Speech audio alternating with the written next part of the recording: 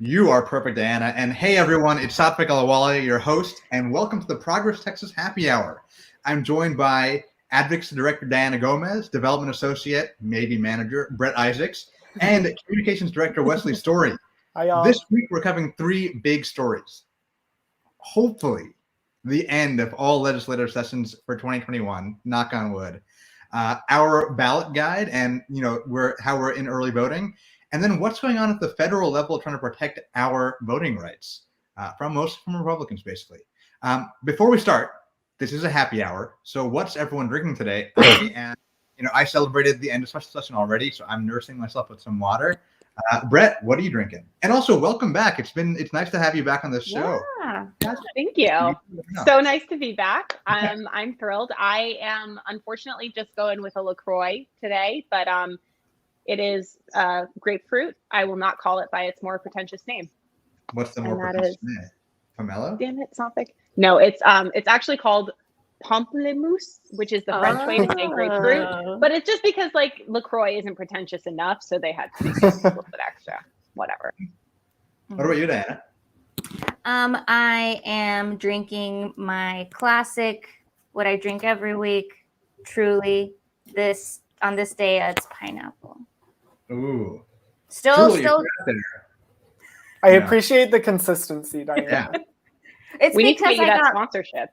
Maybe I got like a 60-pack or something. It's like I invested. I'm real thirsty for that sponsorship any day now. Yeah. Maybe Truly can send us each a 60-pack next time for free advertising, wink, wink, on our Happy Hour podcast / Facebook Live.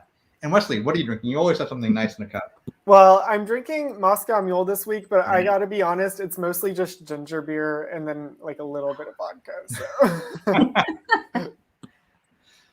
Well, we clearly have something really to be happy about. And Diana, I'd love for you to fill us in on what does it mean that legislative session, knock on wood, is over? Oh, gosh. It means I can sleep a little bit better.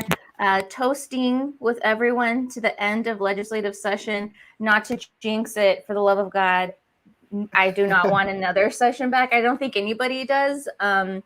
It's cost already millions of dollars for us to be in the session, this year. And, unfortunately, there are a lot of things that should have passed that didn't. We still have a broken electrical grid, but just in case anything happens, I have prepared us all with a blog on our website on what to do in case the power goes out. It's more geared towards the summer, but it's still pretty warm in most parts of Texas. So if you need it, if you need that, we have that on our website. Let me drop that into the chat. Yeah, and so if and so we saw a broken electrical grid. Medicaid didn't pass. We have the most extreme abortion ban in the nation, and I won't get us further down into a bummer hole. But it's the good news is that terror has ended for now. I'm glad it's like every other year, and this one they really took advantage of this whole year.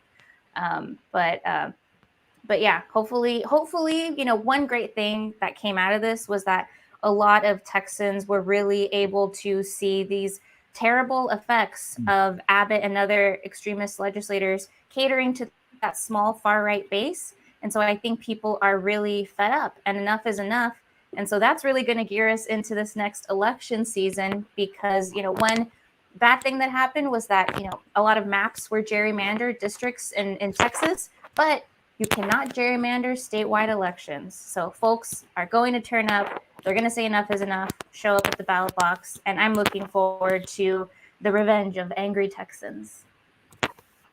I think it's funny because every time we say like last legislative session of the year, we have to say a caveat. We're like, hopefully, like we'll see, because I think all of us are so scarred at this point, so traumatized by the last 10 months that we're like still worried that maybe another one will be called. I will say, though, on Twitter, Lieutenant Governor Dan Patrick already suggested that Governor Abbott call another session, and apparently one of Abbott's spokespeople came back and said that they see no reason for another session at this time. So fingers crossed, as of right now, it seems like we're in the clear. hopefully.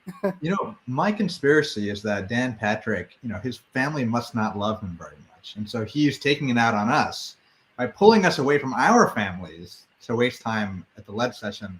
I wonder what went wrong in his childhood, but something definitely did. Yeah, he wants to share that trauma. Yeah, too much trauma. Another thing too, another good news to come out of this ledge session is that alcohol to go passed. That's very true. Also, in this last legislative session, it was crappy. A lot of bad stuff passed, but there were some really bad bills that died. So, for example, the sham review bill, which is one of the reasons that Dan Patrick is trying to call another session, that bill died. So we're glad to see that that's not going to be a thing, hopefully moving forward. But we also just found out that Governor Abbott appointed a Secretary of State that was a lawyer who tried to oppose the results of the most recent election. And so that's going to be something that we'll have to deal with election-wise moving forward. And notably, he waited until all of the sessions are over so that Secretary of State doesn't have to be affirmed. Because if there was a ledge session happening when he appointed a new Secretary of State, the Senate would have had to affirm his appointee. And so that's what's making me think even more so that we're not going to see a new session, because he doesn't want for his appointee to not be confirmed if he were to call a new session. So I got to ask, I don't work as closely with the lead session as either of you, Wesley or Diana. But from my outsider, quote unquote, perspective, it seemed like progressive coalitions were stronger than ever. I mean, this is my first, I guess it's my fifth lead session or whatever, but is that something that y'all saw on the ground as well? That's definitely something that I saw compared to previous sessions. And I mean, obviously we had 4, and I think we just got stronger and stronger throughout. But the voting rights coalitions, the voting rights organizations all really came together to fight the voter suppression bills. We saw all of the abortion organizations and then our allies coming together to fight SB 8. And so it really was obviously a lot of terrible bills passed, and a lot of that we don't have control over at the end of the day because we don't have the majority in the Texas House or in the Texas Senate. But we also saw the strength of these coalitions. And so I think that moving forward, we're just stronger for the fight ahead and for the next legislative session. And we also just put lawmakers on their heels. They know to expect pushback, because we still saw a lot of success too.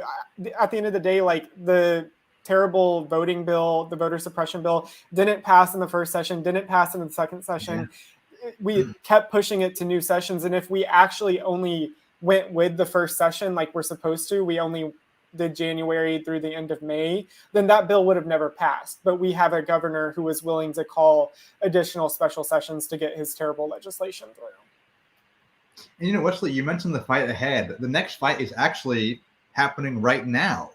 There's a statewide election and a lot of local elections as well. So definitely take a look at that. We have Brett, who's kind of like our Obama anger impersonator, but she's not angry. She's just super sassy. And we wanted to kind of go through the statewide ballot propositions, constitutional amendments, and kind of get her take on them, and then tell you how we think you should vote your progressive values. Wesley, Diana, which one of you wants to start us off? I can start us off, and I'll just start by saying that these propositions can be really confusing. One thing that we say here at Progress Texas is sometimes we think that the people who wrote them don't even necessarily know what's on them. And so I'm going to read the language that's going to be on your ballot whenever you go out and vote. And you're going to notice that this language is super confusing, doesn't really make much sense. That's why we're providing these recommendations. And that's why Brett will be translating them. So I'll start with Proposition 1. And here's the language quoted.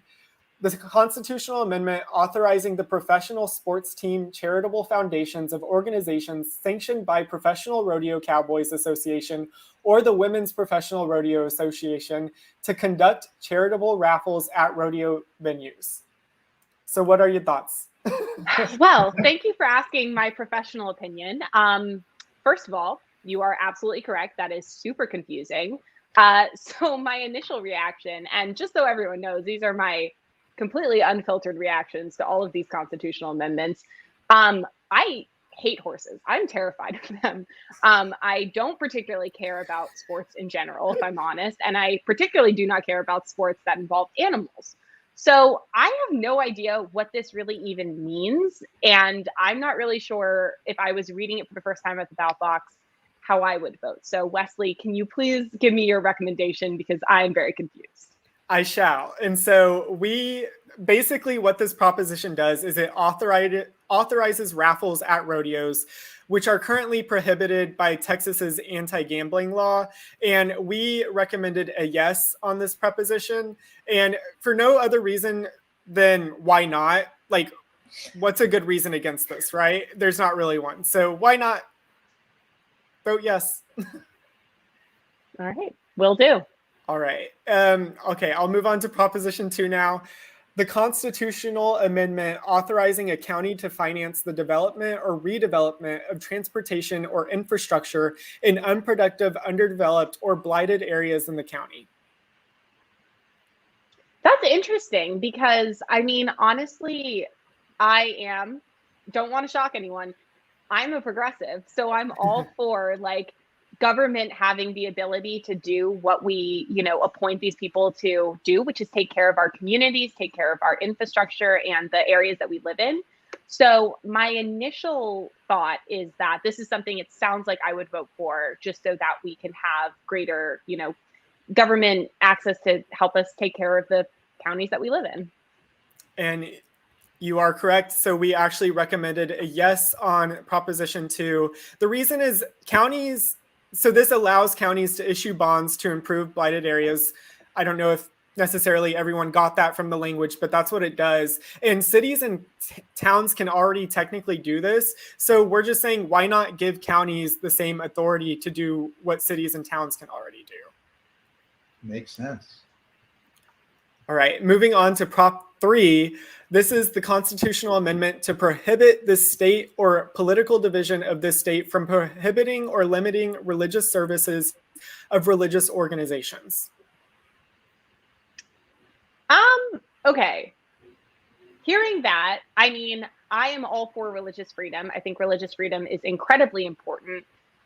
But with everything that just happened in COVID, we saw a lot of the worst offenders in terms of breaking social distancing and masking requirements in religious communities, who were ignoring our, attempts to try and get people to stay safe. So while I don't think the state should really dig its hands too much into religious communities, I also don't think the state should be barred from prohibiting religious gatherings. I don't think that falls under freedom of religion, especially in an age of technology.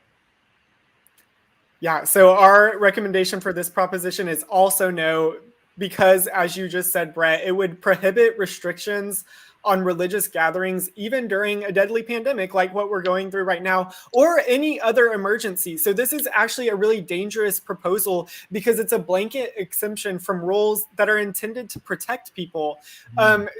Freedom of religion is not a guarantee under every single circumstance. We know that there have to be exceptions and extreme circumstances. And so this rule, this law, this proposition would not be good for our state, because it would allow for exemptions where really we need to focus on protecting human life instead. All right, and then last one from me, this is Proposition 4, State Prop number 4, the constitutional amendment changing the eligibility requirements for a justice of the Supreme Court, a judge of the Court of Criminal Appeals, a justice of the Court of Appeals, and a district judge. So this one I actually did hear a little bit about, and I would not vote for this one, because from what I hear, and please tell me if this is incorrect, but from what I hear, this is a attempt to change the Constitution in direct response to the number of progressive judges being elected. And particularly, I think it was in 2018 or 2019, the 19 Black female judges elected around Harris County. So I do not think that the state should change the Constitution to try and create unreasonable barriers, honestly, for anything, including voting. But that's a whole other conversation. I would vote no on this one. Yeah, so our recommendation on this proposition is also no. Interestingly enough, Progress Texas, we went back and forth on this proposal too, because it's confusing. At first glance, you think, oh, like more qualified judges with more experience, that makes sense. But when you read the fine print and you look at the context of the situation, you see that this would actually make it harder for younger and more diverse candidates to become judges by strengthening the requirements. And we know that there have been a lot of more progressive judges recently, especially in urban counties that have been winning their elections. And so this is a Republican reaction to us getting more Democratic, more progressive judges in office. And this thing, you know, I just want to point out, this is so like insidious because it's like more experience. Like who would say like, no, I want a less experienced person? But that's really a code for like, if you're not already part of the institution, you don't belong here. Because you know, if you think about it, a lot of groups in America, they only were able to like do certain things within the last, you know, couple of decades. So there's no way to have the same experience as other groups. So yeah, I mean, like you see this so often with these ballot propositions. Like there's one in Austin right now, actually, which makes it for Prop A, which is like, oh, this is great, but really it's like not good for Austin. I know this is like we're talking about statewide stuff, but you know, you have to read these things really carefully and think through the impact. And I think that's one of the reasons why we kind of went back and forth on whether we were going to endorse it for yes or no. And even the ballot language, like just looking at the language right now, which I hadn't even looked over until today, like doing this video, it just says change the eligibility requirements, but it doesn't actually say to what. Like it doesn't say that it's making it harder. So you really do have to do prior research. Otherwise, you're going in without any kind of context for these amendments.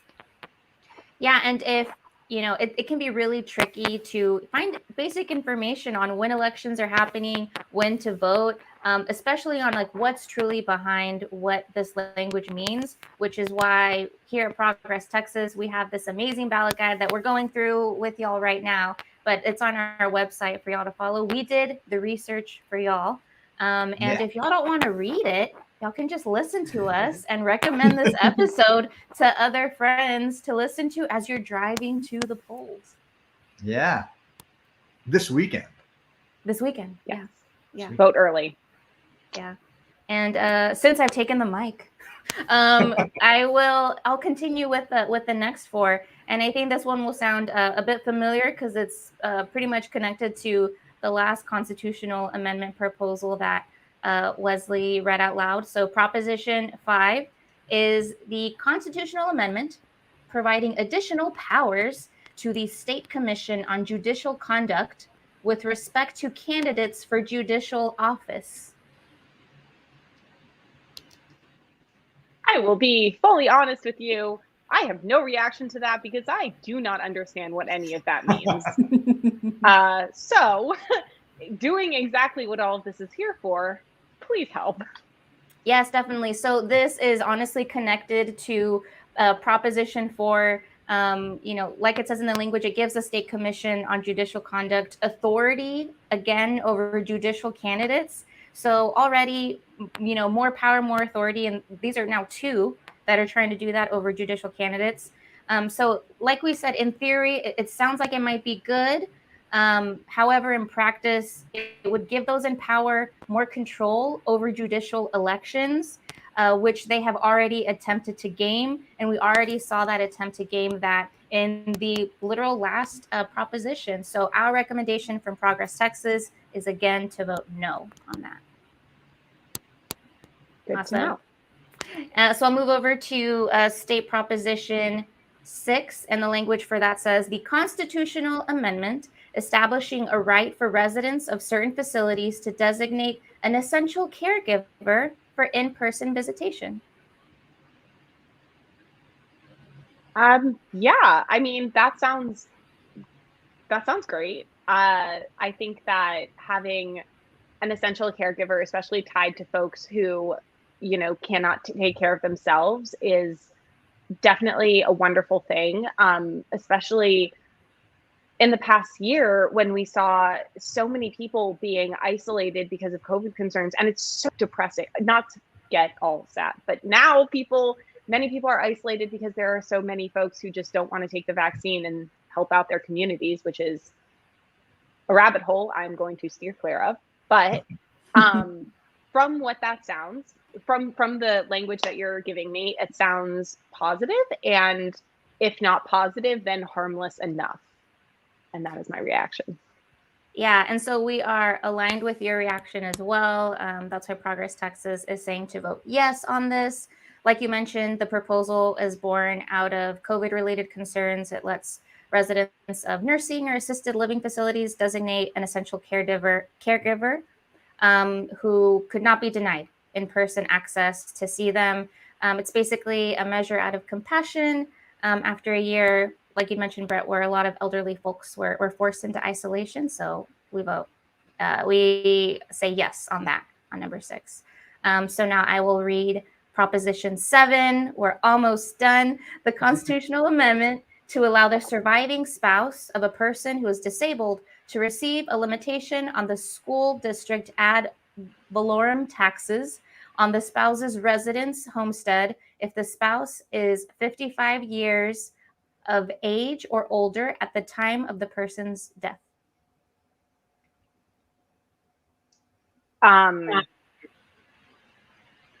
I am under 55. I do not have a spouse.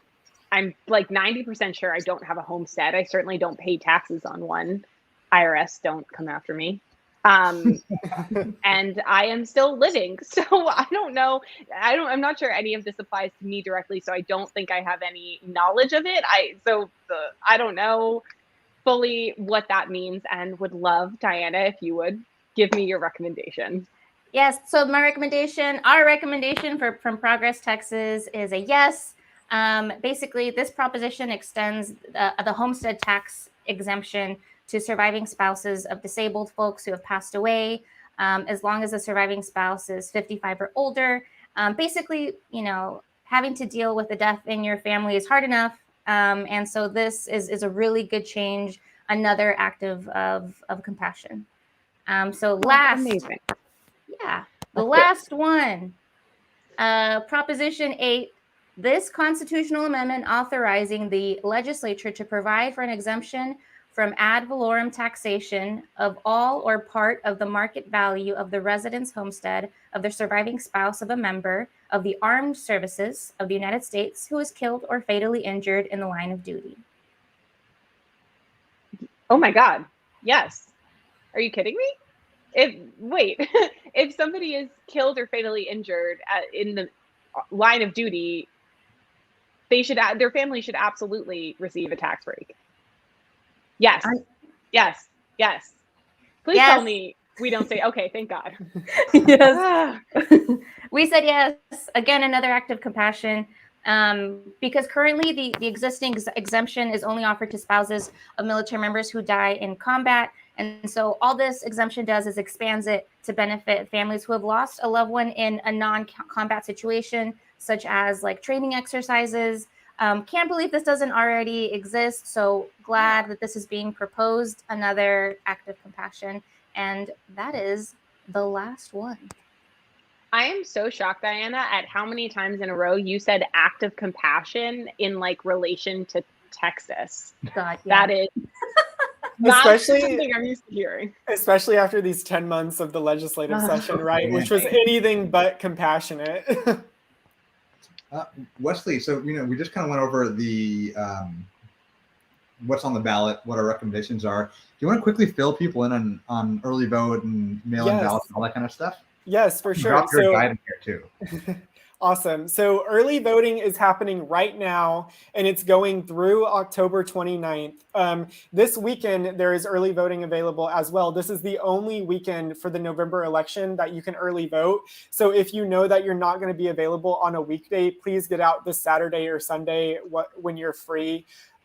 So polling locations will be open. You can check with your county's election office for locations and times because those might differ depending on your county, but early voting is available this weekend. I would just say that there's no reason to wait until election day to vote. We know that lines tend to be longer on election day. We know that sometimes it's a little bit harder to get out and vote on election day. We have 2 weeks of early voting before election day. So avoid the lines, avoid the excuses, and please get out and vote early. We also, in this guide, you'll see that we have information about what to bring, what types of ID or photo ID are allowed. And you can visit govotexas.org for more information about all of that. We have all that information there. And then also, if you are planning to vote by mail, which only a select few people are eligible to do here in Texas because of our unfortunately restrictive voting laws. So for folks who are able to vote by mail, you can vote by mail if you're 65 or over on election day, if you are a person with disabilities or you're sick at the time of the elections, if you're out of your county of residence during early voting and on election day, then you can vote absentee. Or if you're in jail but otherwise eligible to vote, those are all folks who qualify to vote early.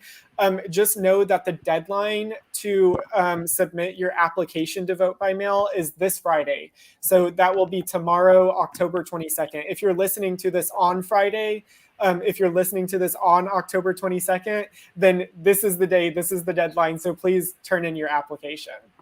And something really important to note is that this is an election that's happening in an odd numbered year.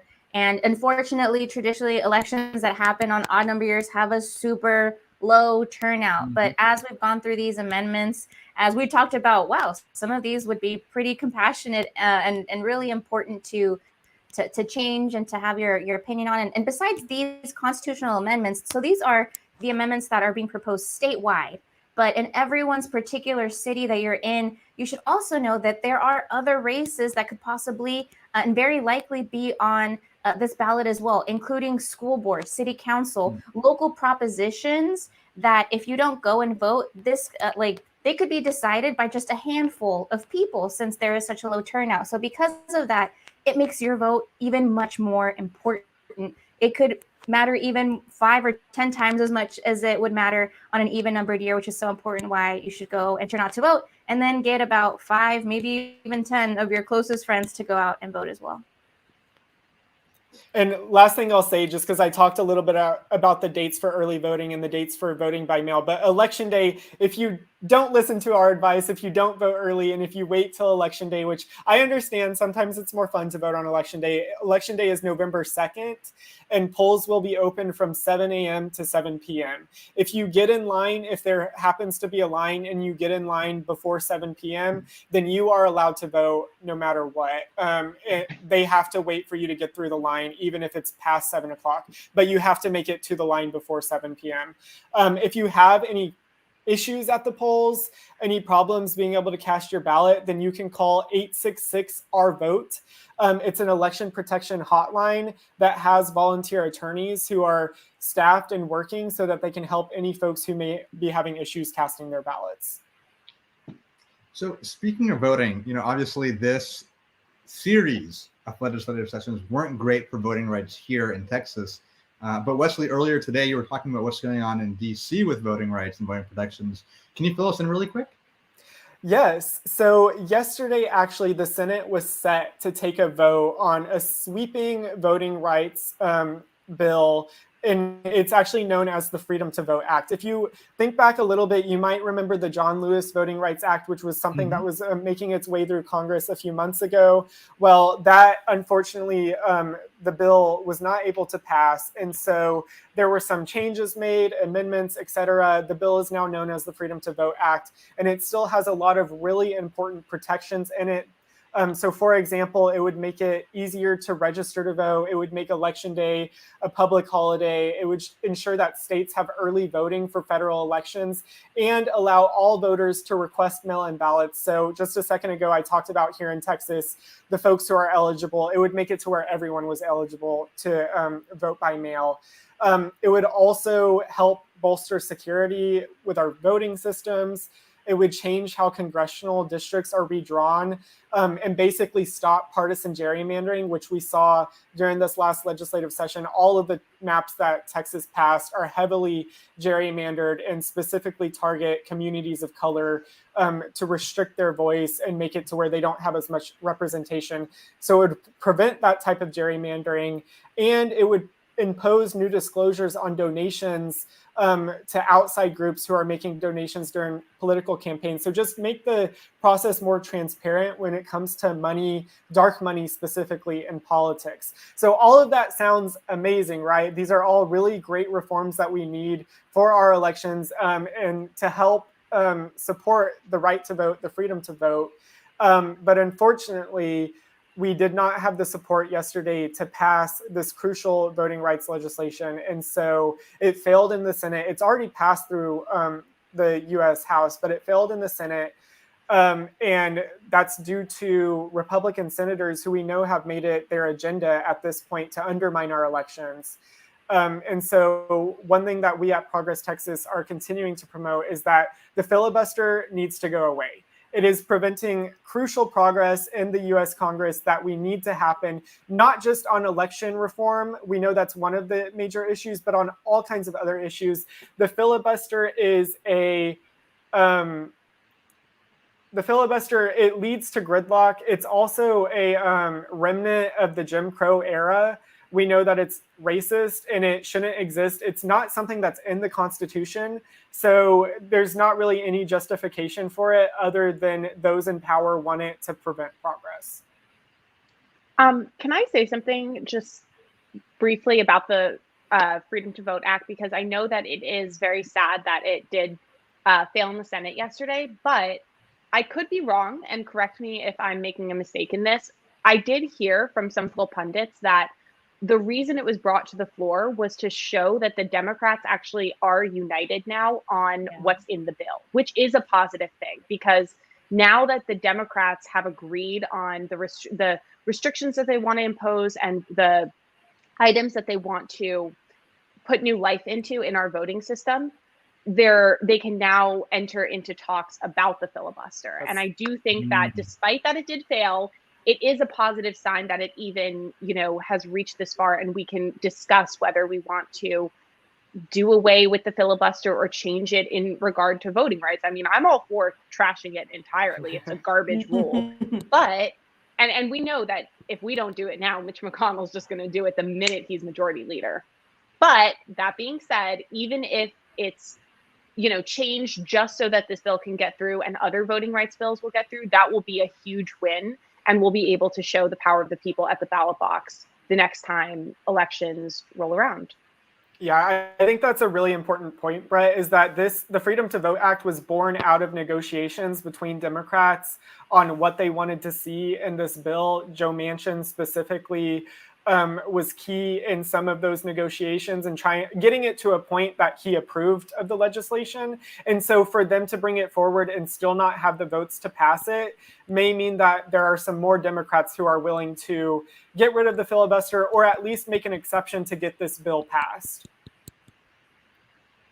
I 100% agree. I think, Brett, I was hearing the same things yesterday about how this vote was honestly mostly symbolic of showing that the Democrats are united, especially with everything that was in this bill. Gosh, this was, a lot of folks even called it like Joe Manchin's bill, because they were like, okay, whatever, you're down with, let's start there, sort of to show him, the other side, a lot of Republicans are really anti-voter and don't want to see any sort of, progress happening in terms of like protecting our right to vote. So that gives me a little bit of hope that we could see change on the filibuster. And if that happens, that wouldn't just impact this bill. It would impact so many other things, and we could see a lot more progress nationwide. So keeping my fingers crossed, because that would be really exciting. Keeping our fingers crossed has been like the mantra like this entire year, that terrible things wouldn't happen, good things would happen. And the year's not over yet, so maybe we'll see y'all back for more legislative session stuff. But fingers crossed we won't. Don't put that into the universe. Taking it out. Sorry, my bad. I forgot where we are. But we are in Texas, so anything can happen. Anyways, Diana, Wesley, Brett, thank you as always for your expertise, your wit, your humor. To everyone who's watching and listening, thanks for joining us. Head over to www.progresstexas.org to follow us on social media and subscribe to our email list. If you're listening to us, subscribe on your favorite podcast app and leave us a review. One more time, we're in early vote. You can vote this weekend. Election day is on November 2nd. Get out and vote. And tell your friends. Bring your friends. Thanks, y'all. Have a good weekend. Bye, y'all. Bye.